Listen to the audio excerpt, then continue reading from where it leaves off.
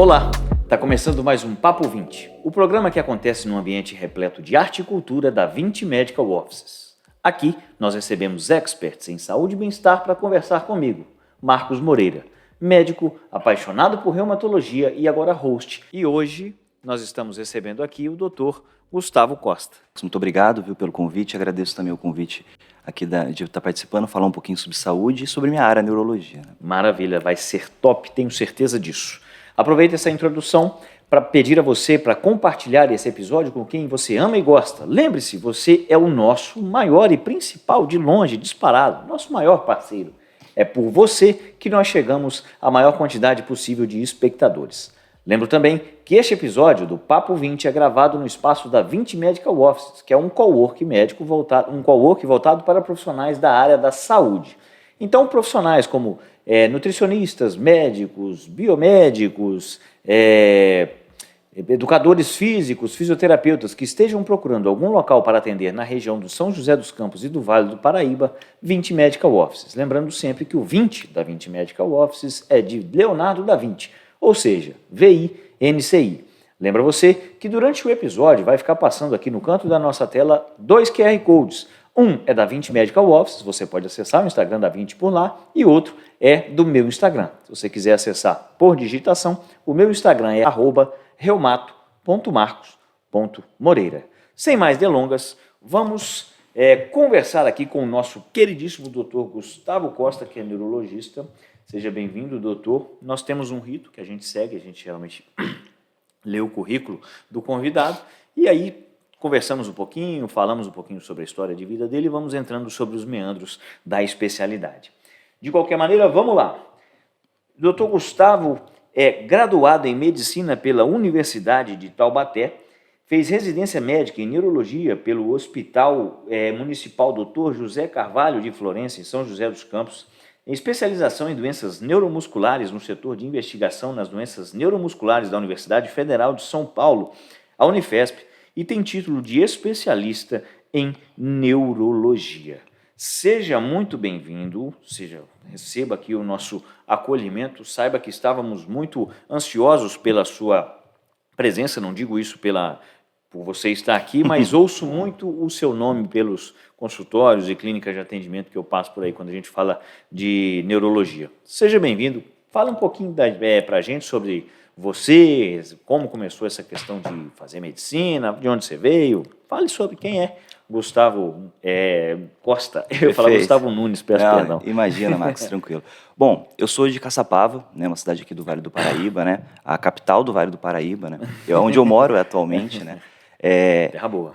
Perfeito. E, bom, durante minha formação, assim, eu pensei em fazer várias áreas, né, eu não sou... Talvez eu não seja o tipo de médico que fala, eu sempre quis ser medicina, né? Em algum momento eu quis medicina, né? Eu sempre quis ser professor, né? Bom, hoje eu consigo fazer ambos, né? Em algum momento na minha vida aí, me interessei um pouquinho em relação aos cuidados, né?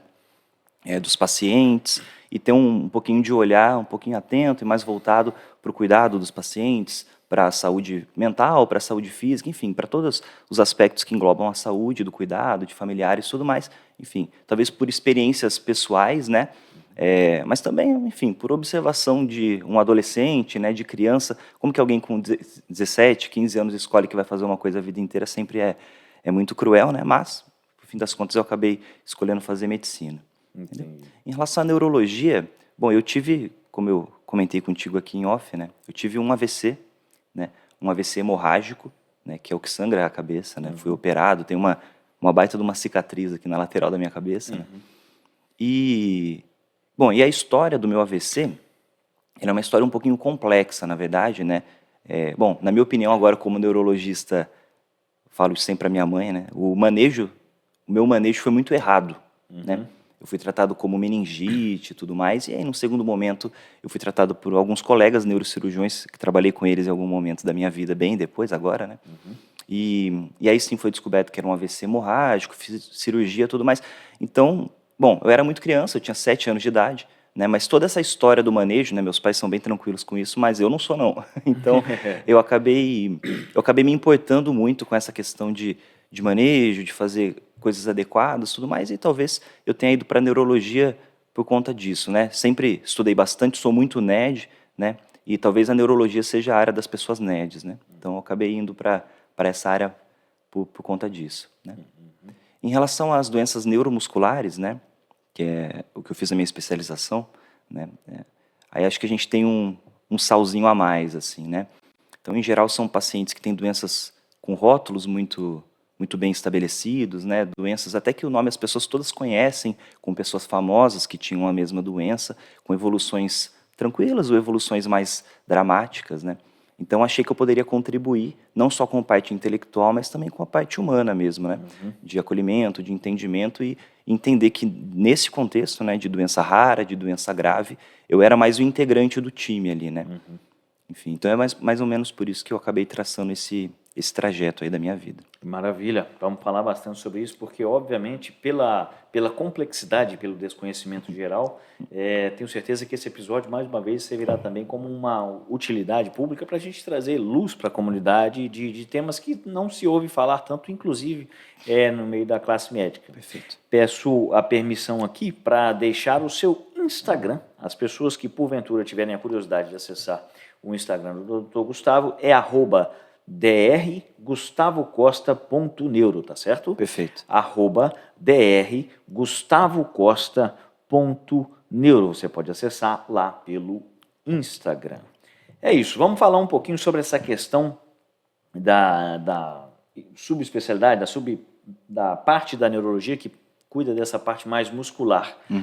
Define pra gente mais ou menos essa área, para que os nossos espectadores, lembrando sempre que a maioria das pessoas que assistem serão da comunidade, leigos, né, portanto, para que a gente possa esmiuçar.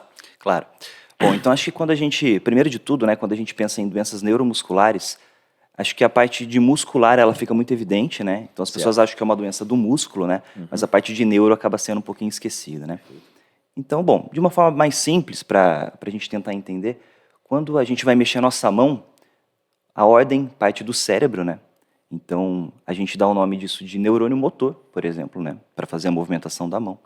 Ele corre no nosso cérebro, desce pela nossa medula, que é um prolongamento aí do nosso cérebro, né? Lá faz conexão com outro neurônio, que aí ganha o nosso nervo e chega na nossa mão.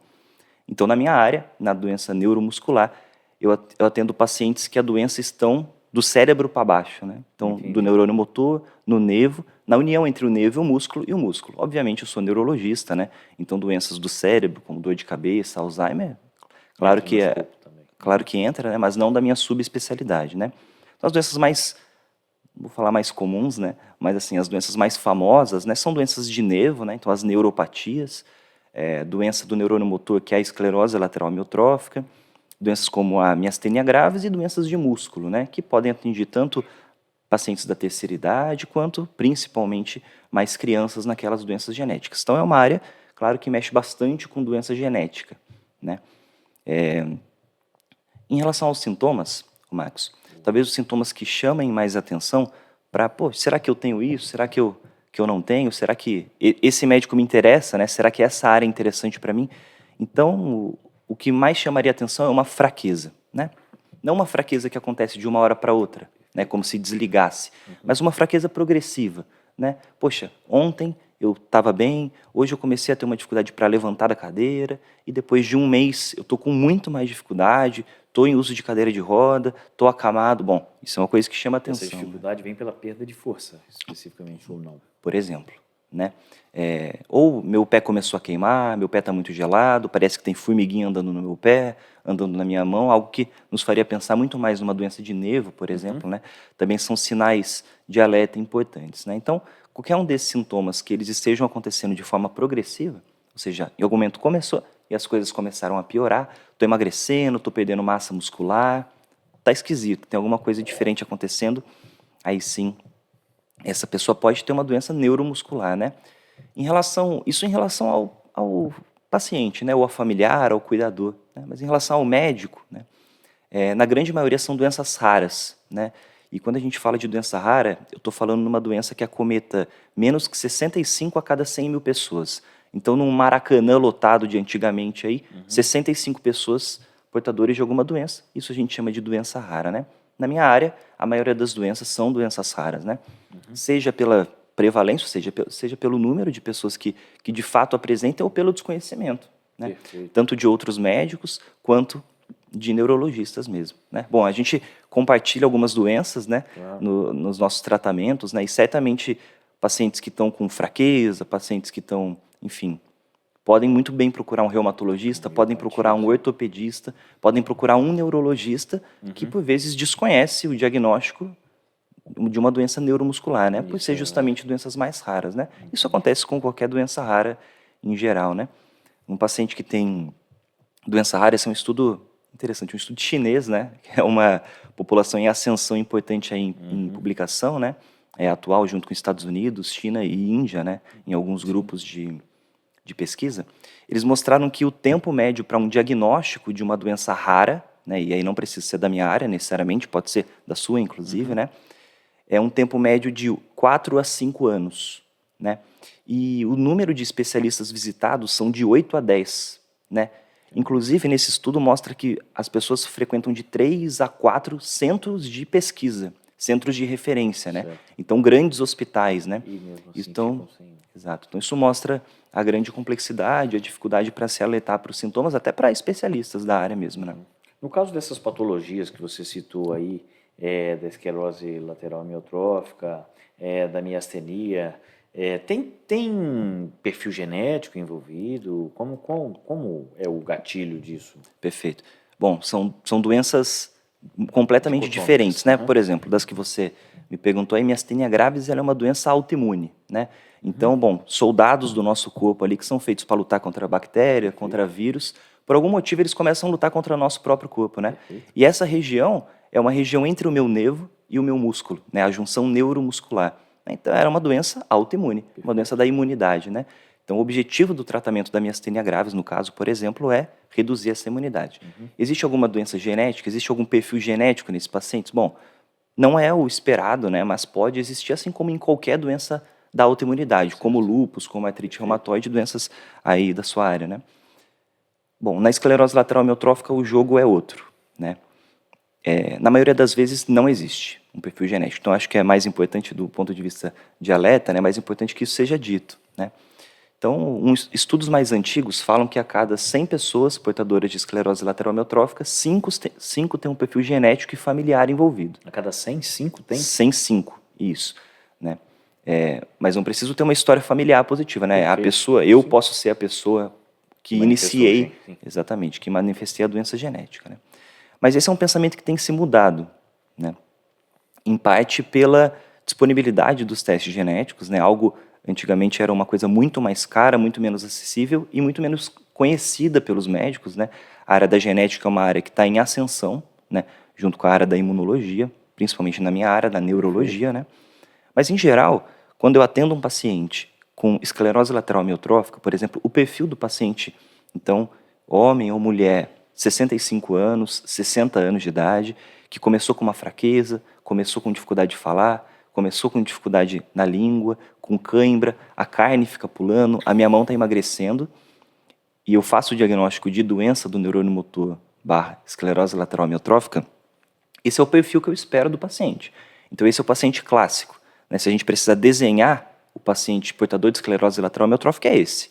Quando foge... Na faixa dos 60 anos, por aí? 55, 65 anos. Quando foge dessa faixa etária, aí o jogo muda um pouquinho. Então, alguém com 40 anos, 35 anos, portador dessa doença, possivelmente ele tem um caráter genético envolvido. E isso é muito importante, né? Pode ser irrelevante, né, para uma doença, pode parecer irrelevante para uma doença tão rotulada e grave como a esclerose lateral amiotrófica, mas na verdade não é, né? As novas terapias, as novas medicações para a esclerose lateral amiotrófica, eles contemplam principalmente os pacientes portadores de alguma doença genética, entendeu?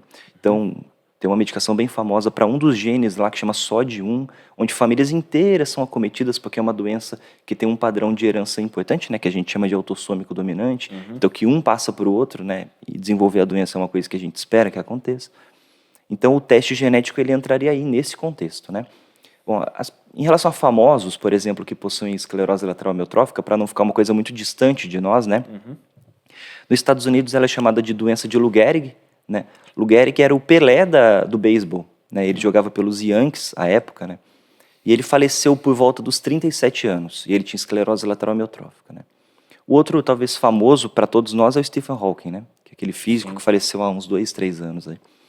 E ele também tinha esclerose lateral amiotrófica, né? Para quem assistiu aí o filme dele, Teoria de Tudo, né? Mostra que ele iniciou mais ou menos no high school, né? 16, 17 anos e faleceu aos 70 e poucos anos, né? Então isso E é... aí vai nessa parte, desculpa interromper. Imagina, que é isso. Mas vai mais nessa parte que você falou, que aí talvez tenha um componente mais genético envolvido. Perfeito. Entendi. Então, assim, esses pacientes, hoje em dia, esses pacientes são sinais de alerta, né? Eu não espero que alguém com 20 anos de idade desenvolva essa doença, assim como eu não espero que alguém com 30 anos de idade desenvolva essa doença. Se isso aconteceu, pode ser que a gente tenha um perfil genético. E qual é a importância, né, para uma doença que até o momento a gente não tem uma medida curativa, né? Mas a gente se preocupa com familiares, né? Com filhos. Essa pessoa, ela pode ter filho, né? Mas ela precisa de uma orientação específica, né? Então esse aconselhamento genético e aconselhamento familiar é muito importante também. Então, diante dessa doença, mais do que talvez mais do que a maioria, né, ou fora até do que se fala bastante, né, a gente tem que olhar para todo mundo mesmo, né, para pais, para mães, para filhos e potenciais filhos daqui para frente. Enfim, doença genética funciona dessa forma, né? Entendido. Com relação à parte mais de fator de gatilho, a gente sabe que são doenças incuráveis, mas puxando um pouco para a reumato, por exemplo, a gente sabe que às vezes existem algumas patologias que você consegue tratar, acalma o processo de atividade inflamatória e, de repente, por alguns gatilhos, aquela atividade de doença pode voltar. Perfeito. Na neurologia também tem disso, né? Tem a esclerose múltipla, segue mais ou menos esse caminhar também ou não? Isso. Então, assim, a esclerose múltipla ela é uma doença e a esclerose lateral é outra doença, certo. né? Esclerose é o tipo de achado na biópsia do jeito que o neurônio morre, né? Bom, e aí são doenças diferentes, né? Esclerose lateral amiotrófica é uma doença degenerativa desde o início, né? Uma doença progressiva. Então não vai ter o fator de gatilho no meio. Não se sabe muito bem o que acontece a esclerose lateral amiotrófica, na verdade, né? São fatores epigenéticos, então a maioria das pessoas tem uma predileção genética, só que alguns hábitos de vida podem aumentar o risco disso acontecer. Hábitos muito bem conhecidos, né? Como o tabagismo, que é o fumar, né? E aí tem uns estudos um pouco mais polêmicos, assim, que dizem que atletas de altíssimo rendimento, traumas, soldados, talvez por exposição a alguns tóxicos, né? Trabalhadores rurais, por exposição a alguns tóxicos, têm um risco aumentado. Mas esses são estudos pontuais, né? Um estudo importante italiano, por exemplo, pontuou essa questão do jogador de futebol e da questão do trabalhador rural ali por conta de mato e tudo mais, né? Mas na esclerose múltipla muda bastante, né? Esclerose múltipla, como é uma doença autoimune de início e depois ela tende a adotar um caráter degenerativo no evoluir da doença, pode sim ter alguns gatilhos, né? Então, como a baixa de vitamina D lá no início, a infecção prévia por Epstein-Barr vírus, né? Que é o da mononucleose, da doença do beijo, né? E alguns outros fatores, assim como gatilhos, até como fatores genéticos também podem estar envolvidos no desenvolvimento da esclerose múltipla, né? Então isso falando dessas doenças específicas, né? Mas saindo um pouco delas, né? Por exemplo, doenças de nervo, né? As neuropatias, os gatilhos podem ser, na maioria das vezes, as doenças de nervo, elas são consequências, né? Não consequência de um hábito ruim de vida, isso também, mas assim, consequência de uma diabetes, de alguma outra doença autoimune, de um câncer, de uso de medicações, né? Enfim. E do ponto de vista de doenças musculares, não. Ou é uma doença de caráter genético, ou é uma doença autoimune, autoinflamatória, onde os gatilhos não são muito bem evidentes, né? Eu costumo falar para os pacientes que a forma que você faz para evitar a doença neurológica é a mesma forma que você faz para evitar qualquer doença, né? Não pode fumar, não pode beber, atividade física, enfim. Isso é o perfil para qualquer médico fala isso, né? Então isso não é novidade para ninguém, né? Exato. E assim, o problema é que você, nesses casos específicos, a maioria absoluta das patologias que você vê no seu consultório são doenças crônicas. Intratáveis, incuráveis, até 2024, que é quando a gente está gravando isso. Perfeito. Não, a maioria não. A maioria não? Como neuromuscular. Como neuromuscular. Perfeito. Isso. A maioria são doenças crônicas e talvez a maioria é incurável. Então a maioria sim. Mas assim, acho que quando a gente fala de cura na medicina é um cenário muito nebuloso, certo, né? Assim, isso não ter cura, não ter nada que possa reverter o processo, não significa que o paciente não se sinta melhor, ou eventualmente se sinta assintomático, né? Então, poxa, eu tenho uma queimação no pé, eu tenho um formigamento no pé, e ó, a gente vai ter que tomar um remédio para evitar que isso continue acontecendo, né? E você vai se sentir 100% bem. Né? Perfeito. Mas eu vou depender do remédio? Bom, quem tem pressão alta funciona dessa forma, quem tem diabetes funciona dessa forma, né? Problema de tireoide. Então, eu não, doutor, minha pressão não é alta. Eu tomo remédio todo dia, ela não sobe. Não sobe por causa do remédio.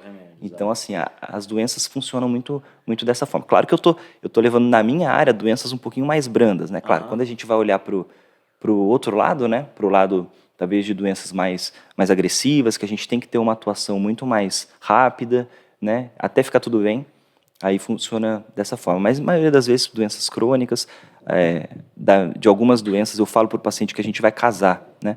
Então, ó, agora a gente casou, né? Separar é a opção do paciente daí, né?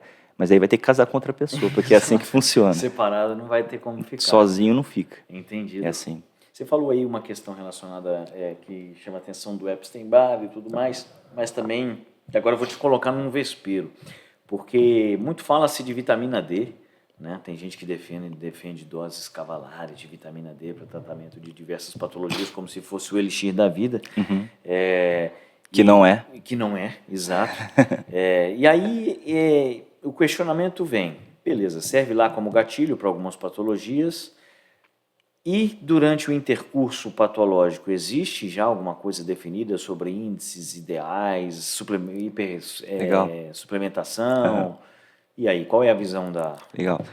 Eu acho que quando a gente fala de vitamina D, onde isso fica mais evidente é na esclerose múltipla. Perfeito. Né? Bom, eu tenho pacientes com esclerose múltipla, né? Ontem mesmo atendi uma paciente aqui com esclerose múltipla que ela fazia altas doses de vitamina D, né? Como alguns fazem, né? E ela não estava nada bem, né? Ela estava com muita sequela, com muito sintoma, né? Conversamos sobre isso, né? E, a nossa opção aí foi passar uma medicação que a ciência mostrou que tem um benefício em evitar que os problemas continuem, né?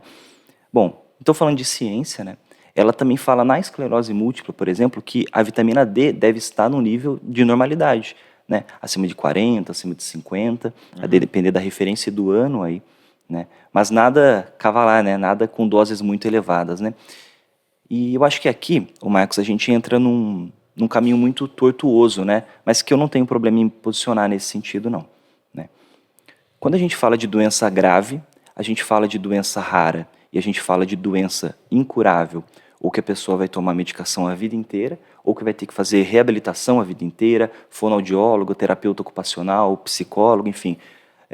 A gente tem um ecossistema de saúde onde a pessoa a vida inteira vai ter que fazer isso, seja por quanto tempo for necessário. A gente não está falando de saúde só, a gente está falando de esperança. Perfeito. Né? Então, e a esperança, mexer com a esperança de alguém é alguma coisa muito...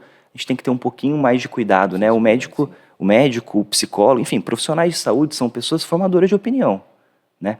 O paciente que chega na minha frente, ele não sabe nada da doença que ele tem, né? A minha postura é que ele saiba, assim como eu sei, né? Então, eu sempre quis ser professor, como eu te disse, né? Então, eu ensino bastante para o paciente, eu dou referência para os pacientes, né? Ó, se você vai estudar sobre a sua doença, todo mundo faz isso. Mas você vai estudar aqui, ó. É aqui que você vai ler. Vai ler no lugar certo. E tá tudo bem, né? Bom, são pessoas geralmente de 60, 70 anos. Na maioria das vezes não é o paciente que faz isso, é o filho, ou a filha, ou o marido, ou a esposa, né? Mas um alerta importante é em relação à esperança, né? Se você está tratando com um médico bem formado, um médico adequado, especialista na sua doença, não tem por que ele não fazer a melhor terapia para você, né? Não tem por que ele esconder coisas de você. A vida não é um jogo, né? Exato. A gente sempre quer o melhor, né? Então, se vitamina D resolvesse em altas doses, muito mais fácil minha vida seria. Exato. Né? Então, e não é só a vitamina D, né? Vitamina D, célula-tronco, câmara hiperbárica, fazer terapia em outros países aí com alta energia, enfim, neuromodulação, não para essas doenças especificamente, não são medidas curativas, né? Diz todas essas porque todas essas já apareceram em algum momento, por exemplo, para manejo de esclerose lateral amiotrófica, né? Então, esse cuidado com a esperança, porque, poxa, vamos tentar nos colocar no lugar de alguém que possui essa doença, né? Ou de alguém que que tem um familiar que possui essa doença, né? Qualquer luzinha no fim do túnel, a gente vai se agarrar, né?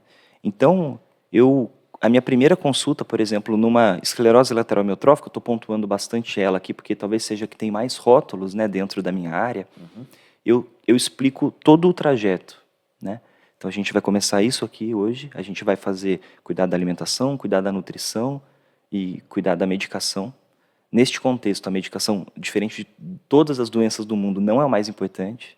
O mais importante é nutrição e respiração. Bom, então, a gente consegue perceber que a gente vai precisar nutrição e respiração? É a ventilação, né? Perfeito. Isso. Então, se estiver tudo bem, está tudo bem. A partir do momento que começar a ficar com falta de ar, ou falta de ar durante a noite, a gente vai precisar de alguns suportes, né? De BiPAP, que é aquele aparelho parecido com quem ronca usa, né?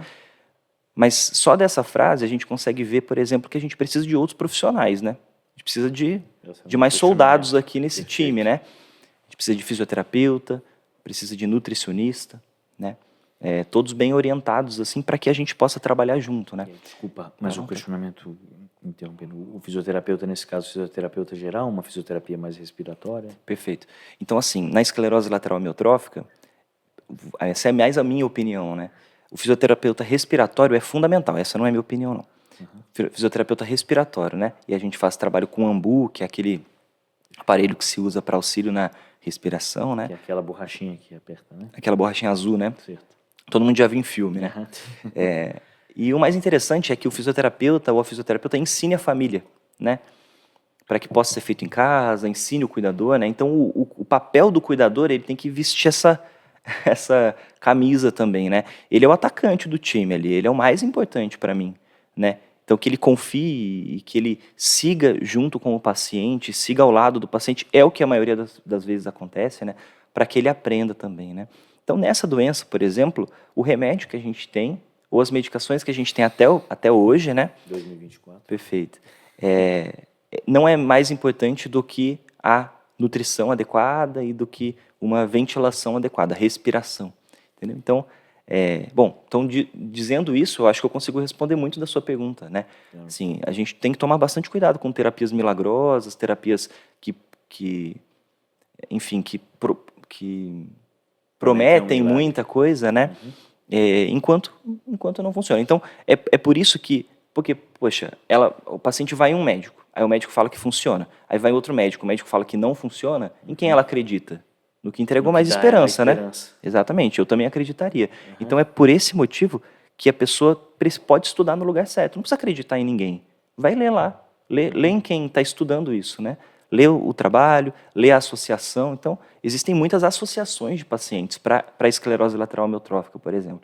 A Brela, Procura da Ela, acho que são associações aí mais famosas e mais importantes, pelo menos no meu conhecimento, né?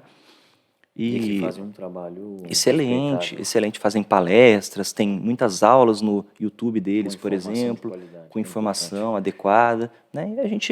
E informação inclusive para médicos, né? Médicos, fisioterapeutas, né? Você que é fisioterapeuta e terapeuta ocupacional e recebe um paciente com esclerose lateral amiotrófica e eu não sei o que fazer, bom, tem lugar que fala o que tem que ser feito, né? O que eu recebo muito, Marcos, é quando eu encaminho o paciente para um nutricionista, por exemplo, não estou atacando ninguém, não, volta para mim, fala o que eu tenho que fazer, eu falei, peraí, olha, então aqui está o que você tem que fazer, né? Poxa, eu não sou formado para nutrição, né? Claro, sem atacar ninguém, mas é porque realmente pelo caso de ser uma doença rara exige a complexidade. Lógico, faz parte, aprender faz parte, né? Eu acho que você lidar com o que você não sabe, sem a preocupação de, poxa, eu preciso aprender a lidar com isso aqui, aí é um problema.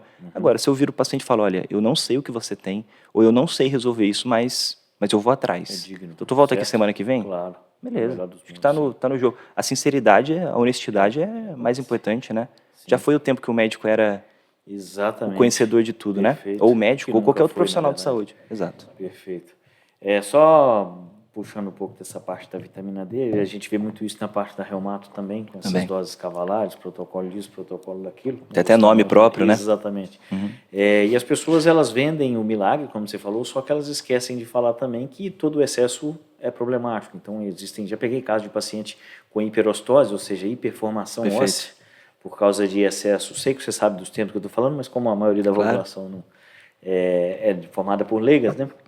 Mas casos de pacientes fazendo doses cavalares com hiperostose, ou seja, a vitamina D estimulou a hiperprodução óssea. Já peguei casos de pacientes com insuficiência renal, com agressão renal por causa de dose de vitamina D. Então, assim, é preciso ter responsabilidade para falar esse tipo de coisa. Índices de vitamina D adequados são importantes? Óbvio, são importantes. Mas também querer jogar na vitamina D uma responsabilidade e uma capacidade que ela não tem, aí já se torna até deslealdade, digamos assim, né? Sim, eu acho que a segunda opinião, né, ela é sempre válida. Então, eu acho que essa é uma realidade muito maior em área cirúrgica, né? Perfeito. Então, poxa, eu tô com uma dor aqui nas costas e o médico viu que tem uma hérnia na minha lombar aqui bem pequenininha, mas ele queria operar, né? Eu acho que o paciente que topa operar de cara é o paciente que tem muita confiança no médico. Porque eu não vou falar na maioria das vezes, não é a minha área, né? Mas muitas vezes, estou vendo a minha família, por exemplo, iriam em outro médico pedir uma segunda opinião. Porque eu recebo esses pacientes também, e eu nem sou neurocirurgião, aí eu não tenho segunda opinião, eu encaminho para quem sabe isso, né? Mas isso não acontece em remédio, né? Em terapia medicamentosa não acontece, né? E uma coisa que não acontece também é o paciente, né, o familiar, o cuidador se preocupar com a formação do médico que está cuidando, né? Porque falar bem, bom, igual nós estamos fazendo aqui, não sei se eu estou falando bem, né? Mas, de qualquer forma, eu acho que vender por fala, por frase e tudo mais, é uma coisa muito mais fácil do que você ter uma formação de qualidade e, enfim, estar inserido nesse processo de uma forma adequada. Então, acho que preocupa-se muito pouco, né, com o currículo do médico, né? Bom, eu quando vou em médico, eu obviamente me preocupo se a pessoa vai me tratar bem, experiência e tal, mas eu me preocupo a formação dela, Claro, faz né? parte Se ela não tem formação, eu não vou. Não vai. Faz parte. Né? Acho que você é mesmo, a gente da área da saúde, a gente sim. se comporta dessa forma, mas eu acho que um alerta. Então, eu acho que se esse tipo de coisa acontece, a gente acaba ganhando um pouquinho mais de confiança, entendeu? Claro. Em relação a isso. Bom, esse é o Papo 20. Lembra, vocês quiserem seguir o nosso Instagram, o nosso perfil no Instagram é @papo20. Lembrando sempre que o 20 é de Leonardo da Vinci, ou seja, VI-NCI. Hoje nós estamos conversando aqui com o Dr. Gustavo Costa. O Instagram dele é @drgustavocosta.neuro, @drgustavocosta.neuro. Você também pode seguir no Instagram. E lembra você que este podcast é gravado no espaço da 20 Medical Offices, que é um cowork voltado para profissionais da área da saúde. Atualmente nós estamos, por enquanto, expandiremos no futuro breve, nós estamos localizados na região de São José dos Campos, no Vale do Paraíba. Então, se você é um profissional da área da saúde, com qualidade de formação, com conhecimento e que está procurando um local para atender, que esteja à altura da sua carreira, talvez valha a pena você passar aqui na 20 Medical Office para conhecer. Temos salas voltadas para psiquiatria, salas voltadas para psicólogos, procedimentos, fisioterapeutas, ginecologias, enfim. Tanto eu quanto o Dr. Gustavo também atendemos aqui na 20 Medical Offices e certamente se você quiser ser nosso colega e conviver conosco aqui pelos corredores da 20 será sempre um prazer. Se tiver interesse em saber mais, você pode acessar lá pelo Instagram, é o @20 Medical Offices, lembrando mais uma vez que é o 20 do Leonardo da Vinci, ou seja, VI-NCI. Se quiser acessar o meu Instagram, ficarei extremamente lisonjeado com isso e você pode acessá-lo pelo @reumato.marcos.moreira. Eu atendo reumatologia aqui na 20. Vamos voltar para o nosso papo, estamos falando aqui com o Dr. Gustavo Costa, com uma conversa bem interessante, doenças raras, não vão ser muitas pessoas que vão ter conhecidos, mas de qualquer maneira o conhecimento é sempre bom para a gente trazer luz a esses assuntos um pouco obscuros. Mas eu já te coloquei no entreveiro da vitamina D, vou te colocar num outro agora, porque eu gosto de, num vespeiro da vitamina D, vou te colocar em outro agora. Canabinoides, existe alguma coisa para tratamento? É essa coisa toda que o pessoal fala por aí? Porque estão colocando também no cannabis uma carga que muitas vezes ele não tem, pelo menos na parte da reumato, na parte da neuro. Beleza. Bom, em relação ao canabidiol, né, do ponto de vista formal, né, na neurologia, ele é indicado para 3 situações de epilepsia, né, 3 síndromes epiléticas, né, que acontecem na infância, mais grave, refratárias. Ponto. Agora, em relação a possíveis melhoras de humor, em dor, esse tipo de manejo, um manejo que a gente chama de sintomático, né, ele tem se mostrado muito positivo, né? Perfeito. Então, ele é uma arma, né? Ele é mais um aliado, né, nesse manejo de dor crônica, ou, enfim, você deve saber isso também em relação a tanto quanto eu, né? E talvez traga um benefício também em relação à parte do humor, tudo mais. São estudos mais recentes, assim, né? Mas, a princípio, nada muito formalizado, né? Mas muitos colegas usam, né? Eu uso com uma raridade importante essas medicações, né? Eu tenho uns 2 ou 3 pacientes no máximo usando canabidiol, né? Mas eu particularmente uso como o que a gente chama de adjuvante, né? Mas assim, mais um soldado, né? Mais Perfeito. uma possibilidade, né? E não como algo milagroso, né? Quando a gente Que é o fala problema, de sim. canabidiol, ou quando você me perguntou de vitamina D, né? Eu acho que a gente não pode endeusá-lo, mas a gente também não pode Plenamente. nenhum nem outro, né? Negligenciar, exato. Então, assim, a gente pode entender os benefícios, né? Tanto os benefícios na prática, quanto os benefícios em estudos, pesquisas e teoria, né? De canabidiol em particular, a gente vai ter... É muito mais polêmico do que qualquer medicação, né? Pela questão de estigma, pela questão de valores, né? Não valor financeiro, valor pessoal Perfeito. mesmo, né? E nesse caso, né? Quando a gente fala de uso de canabidiol na saúde, eu acho que valores não são relevantes, né? Perfeito. Ninguém se preocupa no valor que tem a dipirona, né? Exato. Porque não tem rótulo nenhum, né? Então, acho que discutir medicação com canabidiol é uma coisa, agora discutir legalização, porte, uso de droga, tudo mais, não tem nada, uma coisa tem nada a ver com a outra, Exatamente. né? Então, eu acho que, bom, enfim, é mais ou menos nessa linha, assim. Agora, ele ser encarado como curativo, como, enfim, a coisa mais sagrada do O elixir mundo, da aí, vida, e não achei é. muito preocupante, né? Mas assim, já foram várias coisas colocadas dessa forma, né? O canabidiol talvez seja a mais atual, Mais atual. né? Que se coloque nessa posição. Não foi ele que se colocou, né? Colocaram ele nessa Exato. posição. E muitas vezes vendem uma história como quase... O pessoal adora uma teoria da conspiração, né? Então tem sempre os médicos que não querem prescrever, porque senão não vai ter mais pacientes para ele, porque o canabidiol vai resolver todos os problemas. E a gente percebe na prática clínica cada vez mais que tem sim sua indicação, tem seu uso, funciona para muitas coisas, mas para tantas outras a eficácia fica um pouco... É o papo da máfia da farmácia, né? Exato. Da máfia. Bom, se existe essa máfia, não nos chamaram. Exatamente, eu nunca recebi ninguém. Não me chamaram. Tô por fora dessa aí. Exato. Entendido. Agora, trazendo um pouquinho mais aqui para o conhecimento geral e para tirar as dúvidas, saindo um pouquinho dessa parte das doenças raras, quando a gente fala sobre as síndromes de esquecimento progressivo no idoso, quando suspeitar da existência de um Alzheimer, quando pensar mais numa parte de uma senilidade propriamente dita, e aí, como fica isso? Tá bom. Desculpa, só para fazer um introdutório maior. Às vezes eu recebo o paciente no consultório, e às vezes está ansioso e tudo mais, fala, poxa, estou começando a esquecer as coisas, a primeira coisa que eles falam é, eu acho que eu estou com Alzheimer. E aí, tá mesmo? Não tá? Quando suspeitar disso? Beleza. Bom, eu acho que essa e dor de cabeça são as queixas mais comuns de qualquer consulta com qualquer neurologista. Independentemente da especialidade, independentemente da área, né?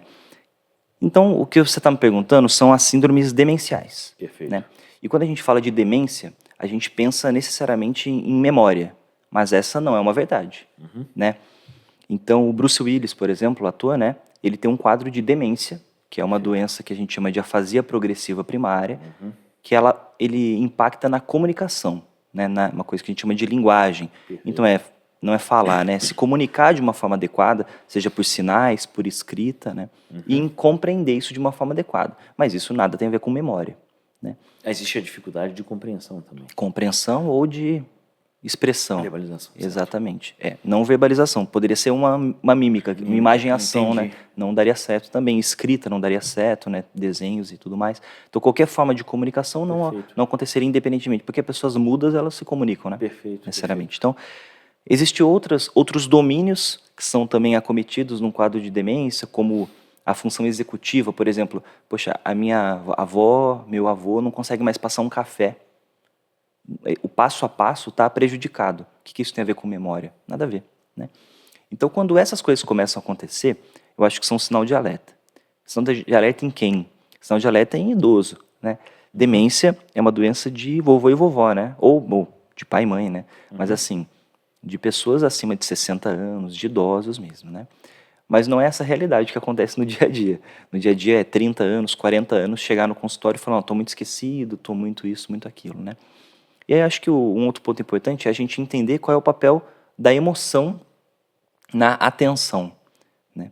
Então, quanto uma depressão, ou uma ansiedade, ou uma preocupação, ou um burnout, né? Trabalhar muito, ou qualquer, enfim, não precisamos rotular nada disso, né? Mas estou muito preocupado, estou muito nervoso, estou muito aflito, e o quanto isso impacta na nossa atenção. Bom, todo mundo já passou por isso, né? Por exemplo, tenho uma entrevista de emprego, eu tenho uma prova difícil, eu tenho um familiar doente, e eu fico meio aéreo. Aí eu vou no mercado, o que eu tinha que comprar? Esqueci, volto para casa. Sim. Aí, onde eu deixei minha chave, esqueci. Esqueci que estava fazendo café. Ninguém vai, perfeito. Esqueci fogo ligado, né? Ninguém vai falar para aquela pessoa que ela está com doença de Alzheimer, né? Falar, ela está preocupada, e deixa ela para quieta, ela está meio aérea mesmo, meio preocupada. Isso acontece em jovem, acontece em idoso. Então, os transtornos do humor, que são os transtornos aí desse século, né? Eles impactam muito na nossa atenção, né? Então, na nossa desenvoltura desse ponto, e muitas vezes isso é interpretado como um quadro de esquecimento, demencial e tudo mais. Bom, na minha opinião, sempre que isso acontecer, deve-se procurar um médico, porque pode mesmo ser uma demência, né? Tá tudo bem, existe essa possibilidade. Podem ser outros problemas, inclusive, né? Principalmente quando eles acontecem de uma forma muito mais rápida, né? Olha, há 3 meses estava tudo bem, agora eu não estou conseguindo fazer mais nada, não estou lembrando de nada. E aí o paciente vem sozinho na consulta, que sempre é um problema quando a queixa é esquecimento, né? Como que a pessoa vem sozinha na consulta, né? Exato. Então assim, esses Vai são... esquecer do que esquecer. Exato. Entendi. Então, esses são sinais de alarme. Então, sinais de alarme, né, são quadros que evoluem muito rapidamente, né, quando acontecem na terceira idade, né, então mais que 60 anos, assim. Quando tem histórico familiar positivo, então, minha família inteira teve doença de Alzheimer, minha família inteira teve essa demência ou essa demência, são sinais importantes, né, mas, claro, abrindo brecha de sempre poder ter um quadro de humor relacionado, né. Então, é muito comum, por exemplo, um casal de idosos, casados a vida inteira, que um dos parceiros faleceu. Então, o avô faleceu, por exemplo. Aí chega a vozinha na minha frente, está esquecida, começou um esquecimento e tudo mais. Na verdade, ela está triste, né? Ela talvez tenha aberto um quadro depressivo, tudo mais. O manejo adequado seria, então, manejar essa questão da depressão, seja com psicólogo, com atividade em casa de idosos, por exemplo, ou com medicação, se for o caso, né? Para, num segundo momento, a gente se atentar um pouquinho para a questão da memória. Ninguém fica com doença de Alzheimer de uma hora para outra, né? Principalmente quando passa por um trauma, né? Perfeito. São doenças progressivas e crônicas, né? Doença de ferrugem, né? Entendido. Entendeu? Daí, um outro questionamento da parte de exames, porque sempre tem aquele paciente que, via de regra, nós somos curiosos e queremos acreditar só naquilo que é possível ser visto. Mas imagino que o diagnóstico tem um componente muito mais clínico, ou seja, muito mais da avaliação do profissional, do que de exame de imagem. Ou não, já no princípio você consegue ver alterações em exame de imagem relacionadas ao Alzheimer. De qual doença? Ah, nas demências? Do Alzheimer, das demenciais. Tá. Bom, então assim, fugindo um pouco de doença de Alzheimer. Doença de Alzheimer é um nome de uma demência, né? Perfeito. Mas olhando para esquecimentos, né? Perfeito. Bom, tirando um pouquinho da possibilidade desse esquecimento estar relacionado com um quadro de humor, uma depressão, uma ansiedade, né? Existem outras causas também prevalentes e também importantes de esquecimento, né? Que não são doenças da neurologia. Então, sífilis, por exemplo, deficiências de vitaminas específicas, né? Por exemplo, vitamina B12, né? Vitamina C, vitamina D, isso aí não tem nenhuma relação, né? Algumas doenças de câncer, né? É importante também. Doenças da tireoide, né? Principalmente o hipotireoidismo, quando a tireoide não funciona direito, né? E outras causas que a gente consegue diagnosticar com exames laboratoriais. Então, nesse primeiro contato com o paciente, exames laboratoriais são solicitados para isso, né? Alguns exames laboratoriais são irrelevantes, né? Um exame de urina, por exemplo, exame, enfim, vitamina B1, exames que muitos, testosterona, por exemplo, exames que muitos pedem, assim, neste contexto é irrelevante, né? Para que serve a ressonância ou para que serve a tomografia? Num quadro inicial, né? Para descartar outros problemas, para ver se eu não tenho um tumor, para ver se eu não tenho alguma coisa crescendo ali na cabeça, naquela região, né, para ver se eu não tive um AVC que justificasse aquela alteração, né, ou pequenos AVCzinhos naquela região que justifiquem essa alteração, alguma malformação, enfim. Não é para doença de Alzheimer, né? A ressonância, a tomografia não faz diagnóstico de doença de Alzheimer, por exemplo, que é o quadro demencial mais comum, né? Então, aqui a gente tem dois lados, né, da moeda, né? O paciente chega, eu falo, eu peço esses exames de sangue, eles são todos normais. Eu peço essa ressonância, a ressonância está normal. A paciente fala, graças a Deus. Não, não, é justamente isso que eu esperava numa doença de Alzheimer, né? Mas assim, claro, existem outros exames que são biomarcadores que podem me auxiliar, que dependem de líquido, né, que é o líquido que a gente tira das costas, enfim, outras questões que a gente não faz muito de forma usual na nossa prática clínica, né? E nesse contexto, o exame neurológico é muito importante, né? A avaliação da memória, no caso de uma doença de Alzheimer, na idade que tem que acontecer, sei lá, 70 anos, por exemplo, o que eu espero é um componente de perda de memória, né? Então, é isso que eu vou ver no exame da parte cognitiva da memória e enfim. Quem nunca foi neurologista não tem a menor ideia do que eu estou falando, né? Mas neurologista é o médico que vai examinar coisa que ninguém examina, né? Então bate na ferida, a pessoa erra, é assim mesmo. Né? Interessante. Eu sei que a especialidade, a subespecialidade sua tem correlação mais com essas doenças da parte neuromuscular, inclusive quem estiver assistindo, porque é portador ou conhece alguém que tem ela ou alguma outra síndrome mais dessa parte, saibam que nós estamos com um objetivo de, no futuro, termos episódios centrados em patologias específicas, algumas coisas, e certamente, não fique bravo com a gente, vai ter, provavelmente, um episódio mais direcionado para o seu problema. É assim que o nosso projeto está correndo para ser, e se Deus quiser vai dar tudo certo. Mas, de qualquer maneira, aproveitando a sua presença na Sapiência, eu não posso deixar de falar do todo, da neurologia, usando a sua área, obviamente, falando de coisas que, como, por exemplo, as síndromes demenciais, que são do seu dia a dia também, mas que fogem um pouco dessa subespecialidade. Dito isso, vamos falar sobre um outro tema muito recorrente também, que é aquela pessoa que sente dor de cabeça com relativa frequência e fala, eu tenho enxaqueca. É isso mesmo ou pode ser uma dor cervicogênica, uma dor de relação de coluna cervical? O que é uma enxaqueca de fato? Quando suspeitar que a pessoa de fato tem uma enxaqueca, ela pode falar, é enxaqueca mesmo. Perfeito. Dia a dia do neurologista, né? A pressão alta do neurologista é dor de cabeça, né? Neurologista tem que saber tratar a dor de cabeça, né? Bom, enxaqueca é o nome de uma doença. Enxaqueca não é sinônimo de dor de cabeça, né? Então isso é bem comum, né? Ontem eu estava com uma enxaqueca, nossa, terrível, hoje eu estou melhor. Né? Não, ontem tu teve dor de cabeça, porque enxaqueca é o nome de uma doença. Né? Então, bom, a gente divide, Marcos, as dores de cabeça em dois grupos. A gente pode dividir de várias formas, né? Mas eu vou dividir assim para explicar. Perfeito. A gente divide as dores de cabeça primárias e as dores de cabeça secundárias. Perfeito. Dores de cabeça primárias são aquelas situações em que a dor de cabeça é a doença. Né? Então, a enxaqueca, por exemplo. Para eu fazer o diagnóstico de enxaqueca, eu tenho que preencher alguns critérios. Eu vou falar deles um pouquinho. E do outro lado eu tenho dores de cabeça secundárias, que é um cenário onde a dor de cabeça é um sintoma. Então, por exemplo, na sinusite, na gripe, a pessoa está gripada, morrendo de dor de cabeça. Toma dipirona, por exemplo, um analgésico, melhora a dor. Melhora a gripe? Não tem nada a ver. A dor é só um sintoma. Né? Então, quando a gente tem algum sinal de alarme, né, ou uma dor de cabeça que começa nova, depois dos 40 anos, tudo mais, aí sim se justifica investigar, pedir exames e tudo mais. Mas no contexto da enxaqueca, não necessariamente. Então, o que é uma enxaqueca? Enxaqueca é uma doença que tem um caráter genético muito importante. Então, é bem comum que a pessoa tenha enxaqueca. Minha mãe também tem isso, meu pai também tem isso, minha avó, minha irmã, enfim, né? É uma dor de cabeça que lateja. Geralmente ela pode mudar a região da cabeça, né? Esse dá o nome dela, um nome mais técnico, que é migrânia, né? Ela muda a localização dela. Ela lateja a cabeça, fica pulsando, é uma dor incapacitante, né? Não sei se alguém está ouvindo aí, tem enxaqueca. Enxaqueca não dá para você estar com crise e estar feliz, né? A pessoa está no escuro porque a luz atrapalha, está no silêncio porque o som também atrapalha, pode dar náusea, pode dar vômito, né? Então tudo isso que eu disse, que é a característica da enxaqueca, são os critérios para fazer diagnóstico de enxaqueca, que acontece na maioria das vezes na mulher, mas na menina, né? Depois do início do período menstrual. Pode ter relação com menstruação também ou não, mas não é necessário. Então não necessariamente aquela pessoa que tem dor de cabeça todo dia ou tem dor de cabeça com frequência tem enxaqueca. Não, que pode fique ter, bem claro. Perfeito, pode ter vários outros problemas, né?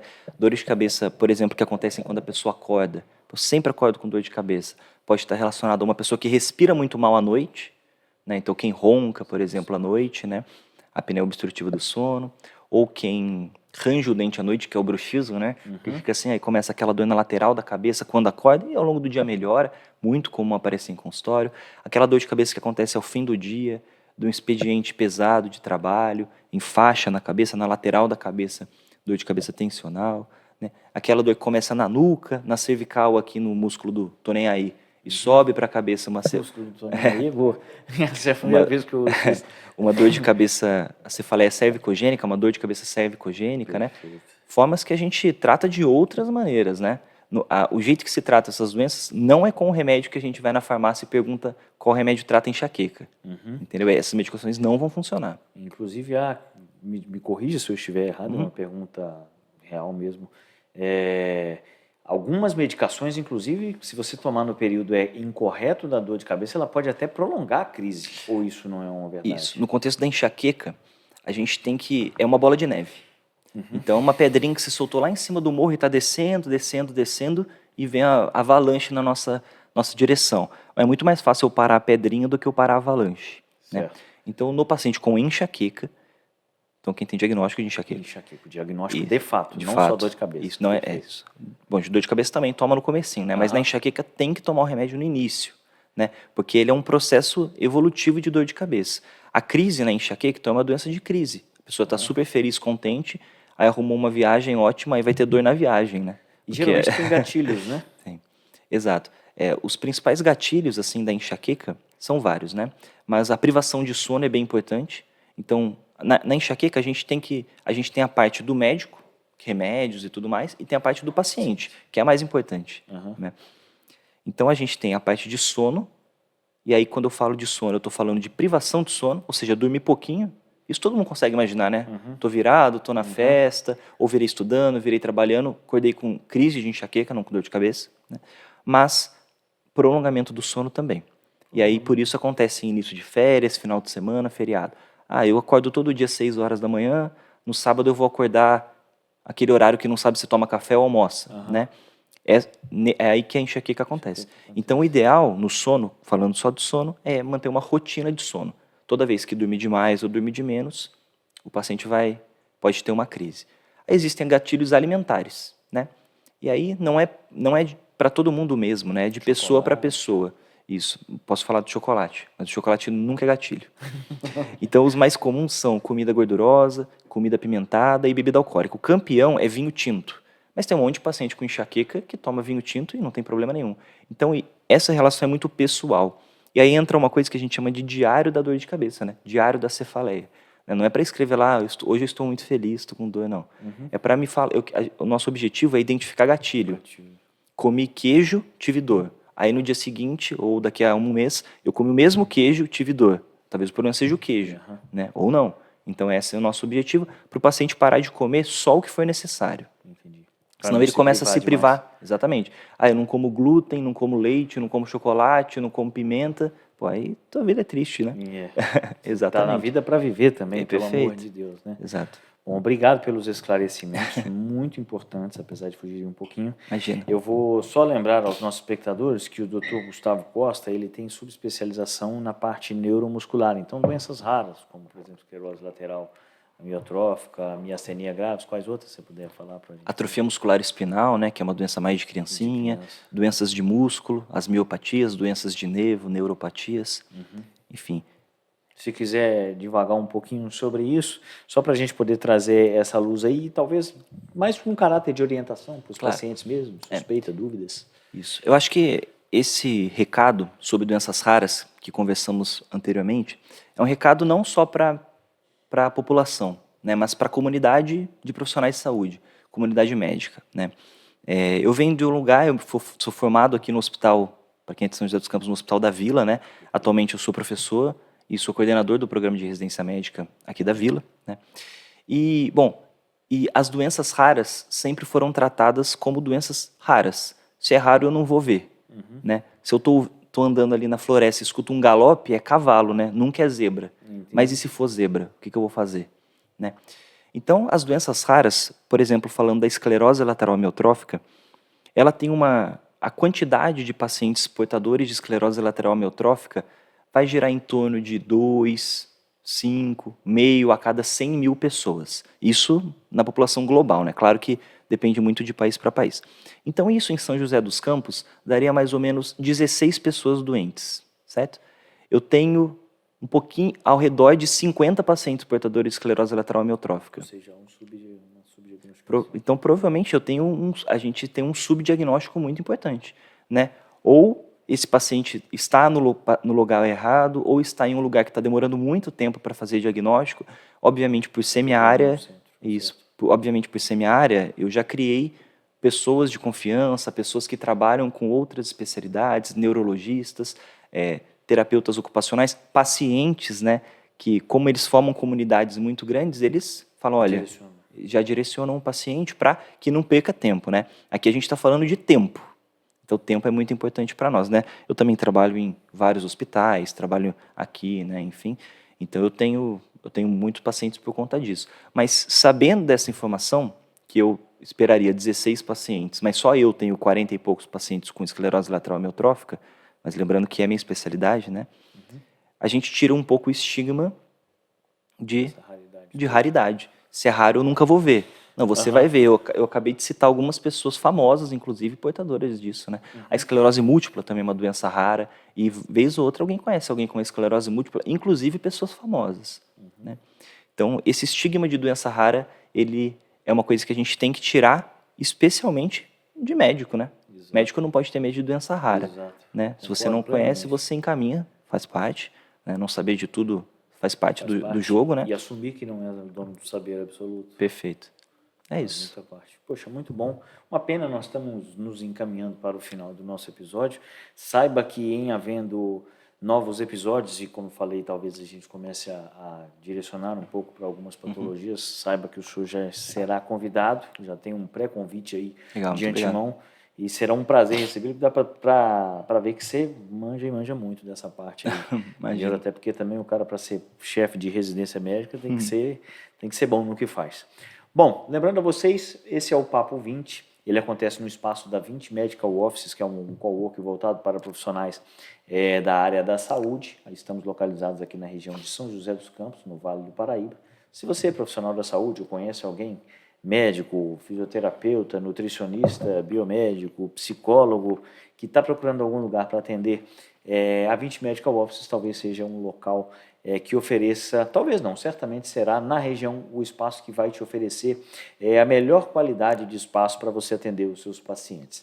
Ficou curioso, você pode acessar o Instagram da 20 Medical Offices, o QR Code está aparecendo aqui no canto direito da tela, em intermitência com o meu QR Code que leva para o meu Instagram, mas se você quiser acessar no Instagram digitando, você pode digitar @20 Medical Offices, lembrando que o 20 é de Leonardo da Vinci, ou seja, 20 Medical Offices, VINCI Medical Offices. Tem o Instagram do Papo 20 também, que é @papo20, mais uma vez, VINCI. O meu, se você quiser me seguir, ficarei extremamente lisonjeado, que é @reumato.marcos.moreira. E o do Dr. Gustavo, nosso estimado convidado da presente data, @drgustavocosta.neuro. @drgustavocosta.neuro. Vou pedir a você uma gentileza, no final dos nossos episódios, a gente tem como um rito tradicional, a gente sempre pede ao convidado para se definir ali por volta de 2 minutos, falar um pouco sobre si. Fique à vontade para falar quem é Gustavo Costa em 2 minutos, por gentileza. Perfeito. Bom, primeiro eu queria agradecer pelo convite antes de falar de mim, né? Foi um privilégio. Na verdade, eu peço até desculpa por demora para ter um tempo para vir falar contigo aqui, né, Marcos? Faz um tempinho que a gente se conversa, né?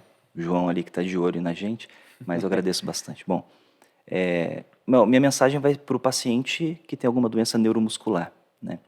Eu queria me colocar aqui à disposição, mas também entender que o médico e os profissionais de saúde são parte dessa engrenagem do cuidado, pessoas que vão ser amigas, pessoas que vão estar ao lado para que a gente continue caminhando nessa caminhada, né? Para quem tem doença rara, né, você não é a doença, você possui essa condição, claro, que traz limitações, mas também traz oportunidades, né? Eu tenho uma grande amiga que já foi minha paciente, hoje é minha amiga, que ela nunca falou, ela me ensinou uma vez ela é portadora de esclerose lateral amiotrófica, né? E ela me falou uma vez que no começo, quando ela foi diagnosticada, ela perguntava o porquê. Por que eu? Por que eu tinha isso, né? E depois ela perguntou o para que eu, né? Então, isso muda um pouquinho a perspectiva, né? E em relação até à esperança, em relação a propósitos de vida mesmo, né? Maravilha, excepcional. Sempre bom quando a pessoa, na verdade, abre o espaço de falar sobre si para dar uma palavra de força e encorajar os outros. Muito bom mesmo. Saiba que o senhor será convidado mais vezes. Bom, para encerrar, a gente sempre faz algumas frasezinhas de efeito. Hoje nós leremos uma frase de Elbert Hubbard, que é um escritor americano que viveu entre 1859 e 1915. Nunca, jamais explique. Seus amigos não precisam da sua explicação e seus inimigos jamais irão acreditar. É isso. Valeu, galera. Esse foi o Papo 20. Lembra você que temos episódios novos todas as quintas-feiras, às 8 horas da noite, aqui mesmo no YouTube. Você pode procurar também o nosso Instagram. Esse foi o nosso Papo 20 com o Dr. Gustavo Costa. Valeu!